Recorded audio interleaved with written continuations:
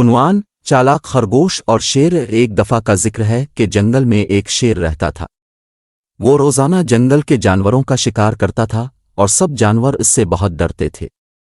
ایک دن سب جانوروں نے مل کر فیصلہ کیا کہ شیر کے پاس جا کر اسے کہیں کہ وہ روزانہ صرف ایک جانور کو کھا لیا کرے تاکہ باقی جانور سکون سے زندگی گزار سکیں۔ شیر نے اس بات پر اتفاق کیا، لیکن شرط رکھی کہ روزانہ ایک جانور اس کے پاس خود آئے گا، ورنہ وہ سب کو مار دے گا۔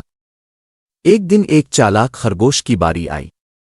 خرگوش نے سوچا کہ اگر وہ شیر کے پاس سیدھا جائے گا تو اس کی جان خطرے میں پڑ جائے گی۔ اس نے ایک ترکیب سوچی اور شیر کے پاس دیر سے پہنچا۔ شیر نے غصے میں آ کر پوچھا، تم اتنی دیر سے کیوں آئے ہو؟ خرگوش نے کہا، جناب میں تو جلدی آ رہا تھا، مگر راستے میں ایک اور شیر نے مجھے روک لیا اور کہا کہ وہ اس جنگل کا بادشاہ ہے۔ شیر یہ سن کر بہت غصے میں آ گیا اور بولا، اسے میرے پاس لے کر چلو، میں دکھاتا ہوں کہ اس جنگل کا اصل بادشاہ کون ہے۔